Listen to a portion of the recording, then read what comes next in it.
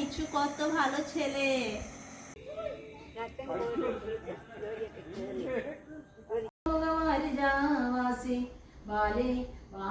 এখন আমি দেশীয় টোটকা করব, সেই জন্য এই পাতা টাতা এইগুলো দিয়ে স্টিম নেব। জল গরম করব, জল গরম মানে এইগুলো দিয়ে জল ফোটাবো, তারপর স্টিম নেব। গতকাল একটা রিল শেয়ার করেছিলাম যেখানে বলেছিলাম যে হাসপাতাল থেকে ফিরলাম, ডাক্তার দেখালাম। তো সেখানে দেখলাম 2-3 জন কমেন্ট করেছেন, হাসপাতালে গিয়েছিলেন, এখানে কি কোনো ক্লিনিক নেই? আসলে প্রশ্নটা আমার খুব ভালো লেগেছে, তাই ভাবলাম আজকে এই হোম রেমেডি করতে করতে আপনাদের সাথে এই বিষয়ে একটু কথা বলি। প্রথমেই একটা কথা বলে রাখি, আমি যা বলছি সেটা আমার নিজের অভিজ্ঞতা আর সঙ্গে কিছু তথ্য জেনে আপনাদের সাথে শেয়ার করছি। আমি চেঙ্গানুরের কাছাকাছি থাকি। এখানে সরকারি হাসপাতাল, ফ্যামিলি হেলথ সেন্টার, তালুক হাসপাতাল, জেলা হাসপাতাল, এমনকি বেসরকারি হাসপাতালও প্রচুর আছে। তার আগে বলে দিই আমি কি কি পাতা তুলছি। তুলসী পাতা তুললাম, সে পানি কুরকো বলে এখানে, আমাদের ওইদিকে কি বলে আমি পাতাটা দেখাচ্ছি আপনাদেরকে, দেখে বলবেন তো আমাদের ওইদিকে কি নাম বলে এটাকে। এটা সর্দি কাশি জ্বর হলে এটা খুব ভালো। আরও একটা লাগবে, সেটা পাতা নয়, একদম গাছ শুদ্ধ নেব। তো এটারও নাম আমি কিন্তু জানি না, আপনাদেরকে আমি ভালো করে দেখিয়ে দিচ্ছি, আপনারা আমাকে কমেন্ট করে জানাবেন যে এটার কি নাম। পুরো ডালটাই তুলে নিলাম এটা। এবার এগুলোকে ভালো করে ধুয়ে ফোটাবো। হ্যাঁ, তো যেটা বলছিলাম, এখানে সরকারি হাসপাতাল, বেসরকারি হাসপাতাল, ক্লিনিকও আছে। তাই ছোটোখাটো জ্বর সর্দি থেকে শুরু করে অনেক সমস্যায় মানুষ সরকারি হাসপাতালেই চলে আসেন। হাসপাতালের ওপিতে প্রতিদিনই ডাক্তার বসেন, তাই আলাদা ক্লিনিকে যাওয়ার প্রয়োজন অনেকেরই হয় না। এবার আসি ডাক্তারদের প্রসঙ্গে। অনেকেই ভাবেন সরকারি ডাক্তাররা হয়তো ইচ্ছে হলেই নিজের ক্লিনিক চালাতে পারেন। আসলে বিষয়টা তেমন নয়। সরকারি ডিউটির সময় তাদের পুরো দায়িত্ব সরকারি হাসপাতালের প্রতি। ব্যক্তিগত প্র্যাকটিস করতে হলেও সেটা সরকারি ডিউটির বাইরে এবং সরকারের নির্ধারিত সময় মেনেই করতে হয়। সরকারি হাসপাতালের রোগীকে নিজের ব্যক্তিগত চেম্বারে নিয়ে যাওয়া বা সরকারি দায়িত্বের ক্ষতি করে প্রাইভেট প্র্যাকটিস করা নিয়ম বিরুদ্ধ। আর এটা সব জায়গাতেই আছে, এটা শুধুমাত্র কেরালা বলেই নয়। তবে আমার ব্যক্তিগত অভিজ্ঞতায় আমি কম সরকারি ডাক্তারকেই আলাদা ক্লিনিকে নিয়মিত বসতে দেখেছি। অনেক বিশেষজ্ঞ ডাক্তার হাসপাতালের ওপিতেই রোগী দেখেন, তাই আমার কাছে সবসময় মনে হয়েছে এখানকার চিকিৎসা ব্যবস্থাটা অনেকটাই হাসপাতাল কেন্দ্রিক। আর একটা বিষয় আমার ভালো লাগে, এখানে হাসপাতালগুলোতে ডাক্তার, নার্স, ফার্মাসিস্ট, ল্যাব সবাই একটা নির্দিষ্ট ব্যবস্থার মধ্যে কাজ করেন। রোগী বেশি থাকলেও সবাই চেষ্টা করেন নিজের দায়িত্বটা ঠিকভাবে পালন করতে। অবশ্যই সব জায়গা বা সব অভিজ্ঞতা একরকম হয় না, কিন্তু সামগ্রিকভাবে একটা সংগঠিত ব্যবস্থা চোখে পড়ে। তাই যদি কখনো কেরালায় এসে দেখেন মানুষ ছোটোখাটো সমস্যাতেও হাসপাতাল যাচ্ছে, অবাক হবেন না। এখানকার স্বাস্থ্য ব্যবস্থার কাঠামোই অনেকটাই সেইভাবে তৈরি হয়েছে।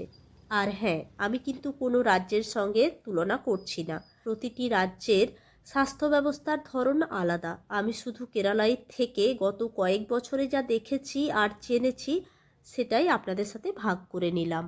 তবে গতকাল ঈশানকে যেখানে নিয়ে গিয়েছিলাম সেটা সরকারি হাসপাতাল নয়, কারণ ঈশানের ছোটোখাটো অসুখ বিসুখ হলে যে ডাক্তার দেখেন উনি প্রাইভেট হাসপাতালের ডাক্তার, ওনাকেই প্রথম থেকে দেখানো হয়েছে, সেজন্য সেখানেই ঈশানকে নিয়ে যাই।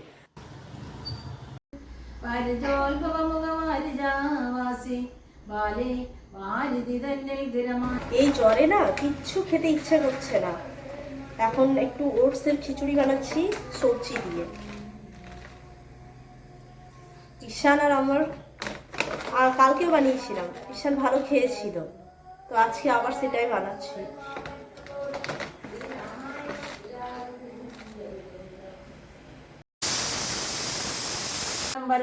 ജ്ഞാനത്തെ ഒഴിച്ച് ഒന്നിലും ഒരു നേരം ആശയുമില്ലയല്ലോ. നിർമ്മലൻ ആത്മജ്ഞാനത്തിനിവൻ പാത്രമത്രേ. നിർമ്മമൻ നിത്യബ്രഹ്മചാരിവേ മുമ്പനല്ലോ. കന്മഷമിവനേതുമില്ലെന്നു ധരിച്ചാലും തൻ മനോരഥത്തെ നീ നൽകണം മടിയാതെ. നമ്മുടെ തത്വം ഇവൻ അറിയിക്കണം ഇപ്പോൾ. ചിന്മയേ ജഗന്മയേ സന്മയേ മായാമയേ ബ്രഹ്മോപദേശത്തിനു ദുർലഭം പാത്രമിവൻ ബ്രഹ്മജ്ഞാനാർത്ഥികളിൽ ഉത്തമോത്തമനടോ. ശ്രീരാമദേവനേവ മരളി ചെയ്തു നേരം മാരുതി തന്നെ വിളിച്ചരുളി ചെയ്തു ദേവി. വീരന്മാർ ചോടും മകുടത്തിൻ നായകക്കല്ലേ শ্রীরামপাদ ভক্ত প্রবর কেটালুম নি। ঈশানকে খাইয়ে টাইয়ে ওষুধ খাইয়ে দিলাম। আমারও দুটো ওষুধ আছে, একটা প্যারাসিটামল আর একটা অ্যান্টিবায়োটিক। দুটো পাঁপড় সেকে নিলাম। এই ঠান্ডা সর্দি কাশি হলে এখানকার ডাক্তার বলেন তেলে ভাজা মানে খেতে মানা করেন, তো সেই জন্য দুটো পাঁপড় সেকে নিলাম। খিচুড়িতে একটু পাঁপড় না হলে ভালো লাগে না আমার।